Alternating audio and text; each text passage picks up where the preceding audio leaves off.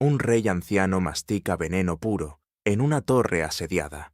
Lo traga, cierra los ojos y espera la muerte. Pero la muerte no llega. Su cuerpo rechaza el descanso, mientras sus propios soldados destrozan las puertas. Creemos que Roma conquistó el mundo antiguo con su disciplina perfecta, aplastando a cualquier tribu que se cruzara en su camino. Pero el imperio más letal de la historia pasó casi medio siglo aterrorizado por un solo hombre, perdiendo más legiones contra él que en casi cualquier otra campaña.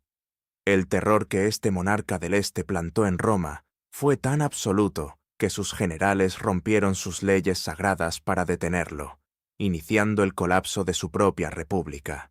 Y sin embargo, el misterio definitivo no es cómo sobrevivió a las toxinas, sino por qué la destrucción de su reino no vino de Roma, sino de la única persona que olvidó vigilar. El mensajero a caballo llegó al puerto de Éfeso a medianoche, con un rollo de pergamino sellado en cera negra. No traía un tratado, traía una fecha y una orden que ningún rey en la historia se había atrevido a dar. En las siguientes 48 horas, esa misma orden se leyó en secreto en plazas, callejones y mercados de cada ciudad a lo largo de toda Asia Menor. Nadie hizo una pregunta, nadie levantó una sospecha.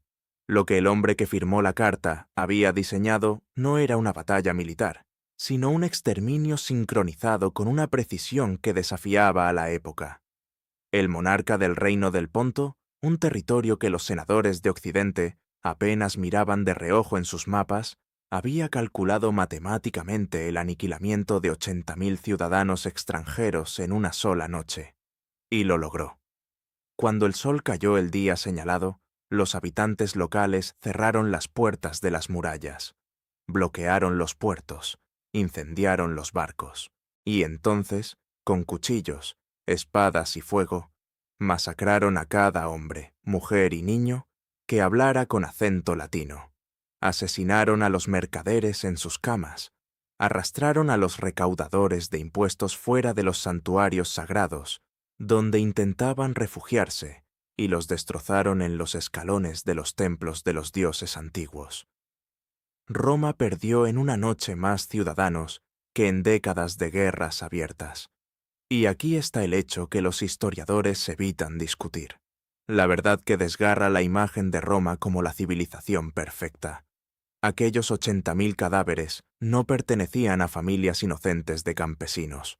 Eran los agentes financieros, los cobradores, las corporaciones privadas que habían exprimido la región hasta provocar una hambruna absoluta. Esclavizaban a poblaciones enteras para saldar deudas inventadas por el Senado romano. Destruían vidas todos los días bajo la protección de la ley. ¿Quién es el verdadero monstruo? Aquí, el imperio implacable que asfixia a un pueblo bajo la bota de la extorsión hasta matarlo de hambre en total legalidad, o el rey oriental que ordena asesinar a familias enteras en una noche para liberar a esa misma región de la esclavitud financiera. Responde eso en tu mente, porque no existe una posición neutral. La decisión que tomes es exactamente la misma que fracturó al mundo antiguo en dos mitades irreconciliables. Este no fue un acto de furia ciega ni una venganza descontrolada. El rey que ordenó el baño de sangre sabía perfectamente lo que estaba diseñando.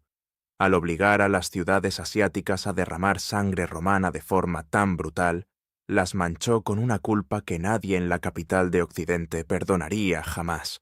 Las forzó a unirse a él. A partir de esa medianoche, no existía retorno posible. Si el Ponto caía, todos los habitantes de la península caerían con él. En menos de 24 horas, un reino diminuto arrinconado contra el Mar Negro escupió en la cara del imperio más letal que la historia recordaba. El monarca se coronó a sí mismo como el libertador definitivo, el fuego necesario que purgaría al mundo de la avaricia mortal de Occidente. ¿Tú crees que este hombre actuaba desde una posición de poder absoluto? ¿Crees que un estratega capaz de orquestar la muerte simultánea de 80.000 personas en una veintena de ciudades no deja nada al azar? Lo que nadie te dijo es esto. En medio de su arquitectura del terror, cometió un error minúsculo, una fisura casi invisible en su plan maestro. Y esa fisura no tenía nada que ver con el ejército de Roma. Tenía que ver con un frasco de cristal. Imagina que tienes a la maquinaria militar más despiadada del planeta exigiendo tu cabeza. Tu única opción de supervivencia es mantener un asedio psicológico constante sobre tus propios comandantes. ¿Crees que cruzar la línea de sangre más extrema posible blinda la lealtad de tu gente, porque los convierte en cómplices sin escapatoria alguna? Pero detrás de la fachada, la paranoia absoluta ya ha devorado la mente del monarca. Mientras las legiones occidentales se preparan para marchar, él no vigila las velas en el horizonte. Vigila celosamente el fondo de su copa de vino. Roma ni siquiera necesita cruzar el mar para comenzar a destruirlo. Roma solo tiene que esperar en completo silencio. El rey ha creado una prisión perfecta, pero él mismo está encerrado dentro de ella. Un hombre armado cruza el límite sagrado de la ciudad. Detrás de él, 30.000 soldados marchan en silencio. No son invasores, son romanos. Las leyes más antiguas de la República establecen una regla absoluta bajo pena de muerte. Ningún comandante puede entrar con tropas a la capital. Hacerlo es destruir siglos de orden constitucional. Y sin embargo, el general avanza por las calles, las legiones toman los foros y la democracia se apaga en una sola tarde. La historia te ha repetido que el imperio se derrumbó lentamente, pudriéndose desde adentro por su decadencia moral. La verdad documentada es mucho más perturbadora. La República no cayó por debilidad, cayó por pánico financiero. El pavor absoluto a perder el control sobre las riquezas asiáticas forzó a los ciudadanos a aplaudir a los tiranos. ¿Quién fue el verdadero verdugo de la libertad occidental? ¿El general que pisoteó la ley para recuperar poder? ¿O los senadores que le entregaron el mando porque el miedo a un rey extranjero superaba el respeto por sus instituciones? La sociedad no fue conquistada. Se rindió voluntariamente para salvar sus bolsillos. Los ciudadanos justificaron la matanza de sus compatriotas. La paranoia se convirtió en la única ley. Fortunas privadas financiaron ejércitos ilegales. Los comandantes dejaron de servir al Senado para servir a su propia sed de dominio. El Estado de Derecho fue despedazado por los hombres juramentados para protegerlo. El sistema se ahogó en sangre derramada por espadas romanas, y todo esto ocurrió porque a miles de kilómetros de distancia, un monarca respiraba. Mientras la capital de Occidente se canibaliza a sí misma, en las mazmorras de piedra de un palacio oriental, la oscuridad esconde un terror completamente distinto. Las jaulas de hierro albergan cuerpos marchitos. No son enemigos capturados en batalla. Son esclavos y sirvientes devorados por la ciencia oscura. El gobernante de este reino no busca la expansión territorial. Busca conquistar la biología humana. Cada mañana, bajo la luz mortecina del amanecer, el monarca mastica hojas venenosas. Bebe sangre animal mezclada con toxinas extraídas de serpientes mortales y raíces de acónito. Las dosis son medidas milimétricamente. Cada ciclo lunar, la cantidad de letalidad aumenta. El dolor físico lo desgarra por dentro, destrozando su estómago. Pero él continúa en silencio. Los sanadores que cuestionan el método son arrojados a los fosos sin piedad. No busca una cura médica. Construye una armadura invisible contra lo inevitable. La mente detrás del imperio más enigmático de la antigüedad ha decidido que la muerte no lo encontrará en el fragor de un campo de batalla. Está completamente seguro de que la hoja letal estará escondida en una copa de vino, en el labio de una amante o en el pan de su propio banquete privado. Su cuerpo se transmuta en un laboratorio de supervivencia absoluta y extrema. El veneno se vuelve indispensable para respirar. Lleva casi 20 años envenenándose lentamente para volverse inmortal ante la traición. La resistencia biológica es absolutamente total y perfecta. Puede beber un vaso de arsénico puro y caminar por los inmensos pasillos del palacio sin temblar un instante. El enemigo foráneo jamás logrará acercarse lo suficiente para matarlo. El paso inclemente del tiempo parece no poder tocarlo. Este es el detalle que la historia oculta. El hombre que tiene a la potencia más mortífera paralizada por el terror, el soberano que observa cómo sus adversarios destruyen su propia república por el pánico de enfrentarlo, es un prisionero de su propia anatomía. Su victoria parece total. Sus fronteras están a salvo mientras el enemigo se devora en guerras civiles sangrientas. El destino le ha entregado un triunfo incontestable.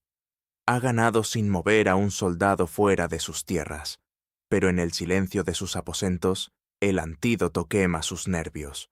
La fiebre química nubla su juicio estratégico. La desconfianza se convierte en su única brújula. Corta las cabezas de sus aliados leales. Asesina a asesores por una mirada cruzada. La fortaleza impenetrable que construyó dentro de sus venas es exactamente la fuerza que aísla su mente de la realidad. La locura avanza. Tú siempre crees que la historia real de las naciones se decide en los grandes campos de batalla. Crees que un hombre sobrevive casi 50 años contra la maquinaria militar más inmensa del mundo antiguo, gracias a una estrategia brillante o a un genio táctico inigualable.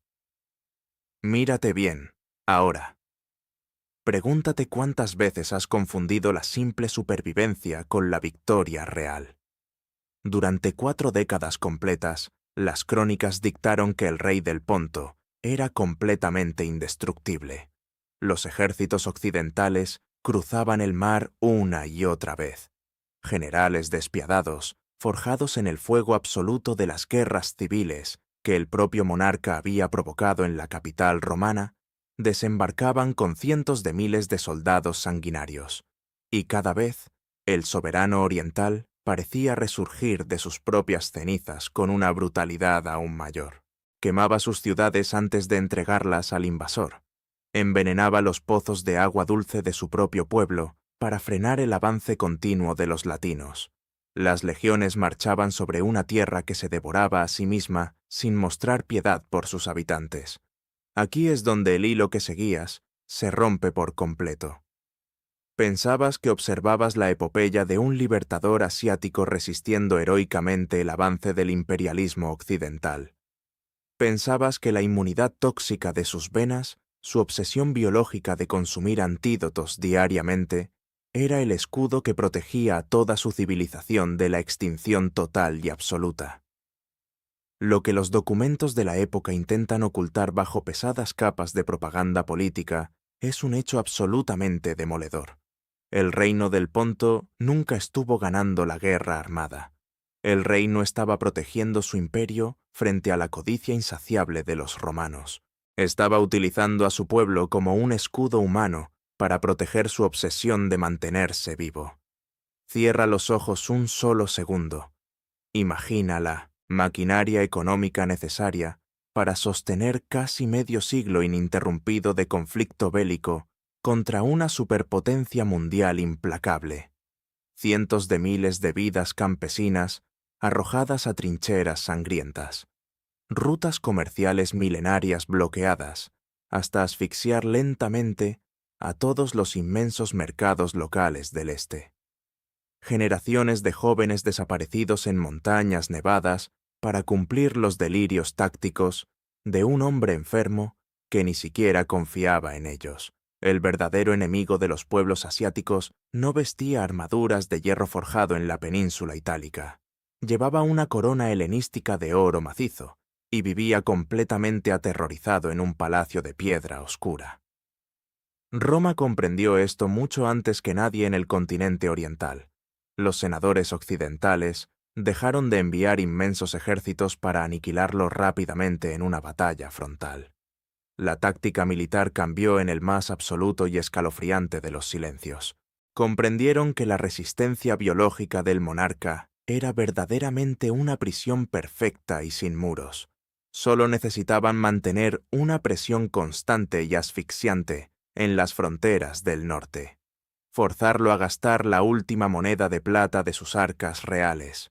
Obligarlo a confiscar por la fuerza el grano vital de sus ciudadanos hambrientos en nombre de la defensa nacional suprema. Roma no derrotó al Ponto con el filo de sus pesadas espadas. Roma permitió que se desangrara solo, y él lo hizo con una terrible eficacia que ninguna legión enemiga habría soñado igualar jamás en un siglo de combates. Este es el momento exacto donde tu lente se fractura en 1000 pedazos. Has pasado tu vida creyendo que la fortaleza física y la resistencia mental son siempre virtudes admirables. Te han enseñado desde la cuna que no rendirse nunca es la marca del héroe épico.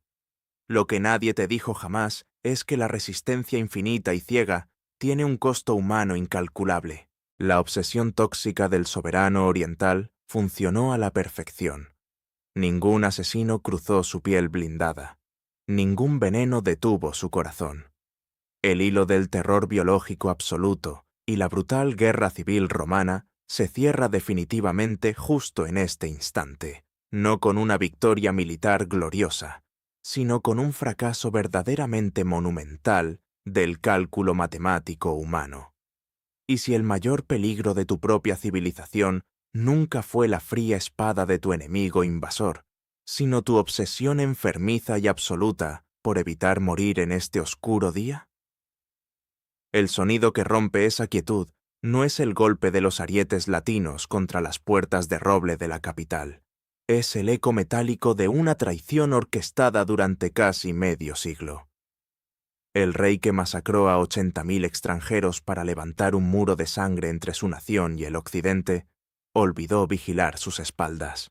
Olvidó que cuando fuerzas a una civilización entera a resistir 40 años de bloqueos navales constantes, perdiendo la vida de sus campesinos en campañas estériles de invierno para sostener tu poder, el verdugo definitivo no desembarca en las costas, se levanta en tus propios comedores, escucha tus decretos nocturnos, respira el aire de tus cámaras secretas, y lleva tu propio linaje latiendo bajo su piel. La insurrección militar que borra al Ponto de los registros históricos no inicia en los frentes de combate colapsados. El fuego se enciende en las armerías de la residencia de invierno del propio monarca. El comandante que organiza el golpe de Estado no es un magistrado enviado por el Senado romano. Es un príncipe nacido en la corte oriental. Es el hijo legítimo del gobernante supremo. El heredero que pasó sus primeras décadas de existencia observando cómo su padre asesinaba con toxinas a la reina consorte, ejecutaba a sus hermanos para evitar alzamientos armados y sacrificaba el tesoro nacional completo para financiar la maquinaria de guerra que calmaba su paranoia letal. Aquí detona la trampa en la que habitaste durante las 3 partes anteriores. Creíste que este rey era el gran estratega de la resistencia ambadia, un genio que doblegaba al destino. Pero cada decisión táctica que tomó fue el clavo que selló su propia ejecución. La inmunidad venenosa que cultivó destruyendo sus órganos internos no detuvo a los mercenarios de Occidente. Solo extendió su vida 4 décadas de conflicto ininterrumpido para permitir que su hijo acumulara el resentimiento absoluto necesario para degollarlo. La República jamás infiltró veneno en los banquetes reales. El soberano plantó la sed de venganza en el centro neurálgico de su dinastía, ejecutando inocentes durante 35 años sin tregua. La aniquilación nocturna de 80.000 ciudadanos latinos jamás operó como una liberación del yugo financiero. Fue el grillete más pesado forjado en la antigüedad. El gobernante inmoló el futuro de su pueblo para asegurar que nadie pudiera negociar la paz entregando su cabeza a los comandantes invasores. Ahora, la barrera humana que creó cede inútilmente. Los batallones liderados por su hijo marchan sobre las baldosas de piedra exterminando a la guardia del monarca. Los altos muros erigidos por multitudes para frenar catapultas operan de pronto como una tumba sellada sin escape. El soberano que aterrorizó al mundo está confinado en un balcón fortificado. Los puertos están cerrados por sus propios buques. No existen rutas de huida a través de las montañas nevadas. El príncipe no lidera la revuelta pactando un indulto con el invasor. Actúa al constatar la cruda realidad que los archivos ocultan sistemáticamente. El reino ya no existe en el mapa económico. Las bóvedas fueron vaciadas de oro. Las calzadas comerciales suman 12 años sin tráfico internacional. Las llanuras agrícolas están ahogadas bajo la ceniza de tierras arrasadas por orden del rey.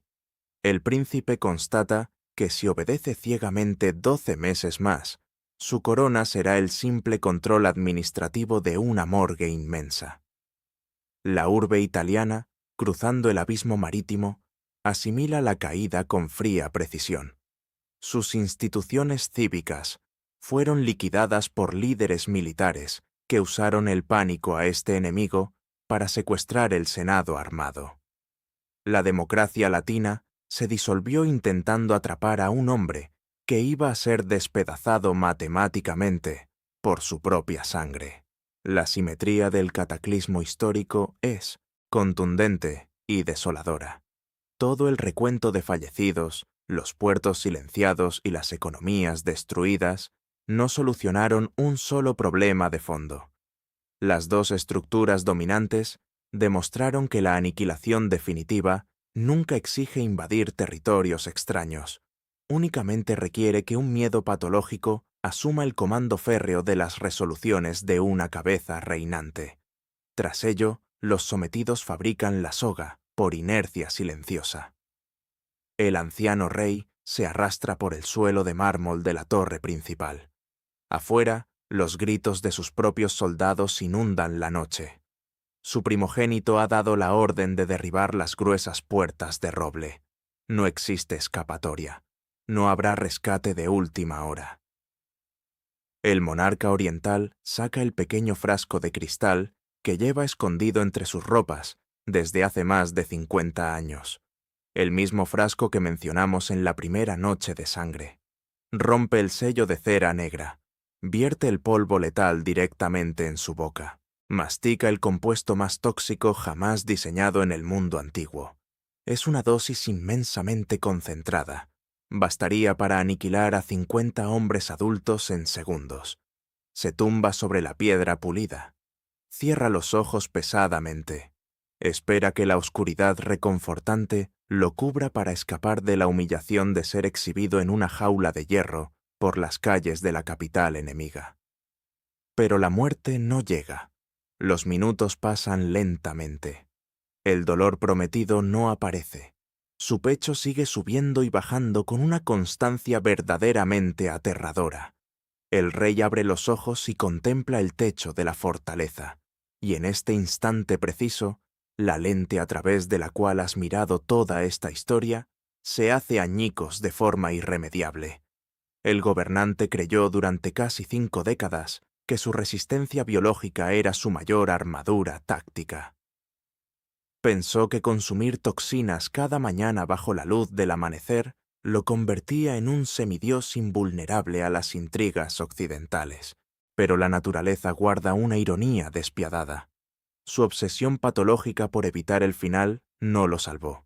Su paranoia implacable construyó la prisión biológica más perfecta y cruel de toda la historia humana. El mismo cuerpo que entrenó meticulosamente para rechazar cualquier asesinato foráneo, ahora le niega la única vía de escape honorable que le resta. El monarca es inmune a su propio suicidio. Ha quedado atrapado en el interior de su anatomía, incapaz de detener su corazón. Mientras los gruesos tablones comienzan a astillarse bajo los embates constantes de los arietes rebeldes, el hombre que mantuvo aterrorizada a la potencia hegemónica más grande del planeta tiene que arrastrarse por el suelo y rogar piedad. Le suplica desesperadamente a un mercenario celta que cobraba monedas de plata por su protección, que desenvaine su espada y le atraviese el pecho. El monarca muere degollado como un traidor callejero, porque su genialidad química le prohibió morir como dictan las leyes de la realeza. Aquí reside la revelación definitiva que debes asimilar sin anestesia. Retrocede mentalmente a esa primera noche, al exterminio matemático y sincronizado de 80.000 extranjeros. Los registros te hicieron creer que presenciabas la estrategia maestra de un libertador oriental asestando un golpe contra la opresión financiera de los latinos. Es mentira.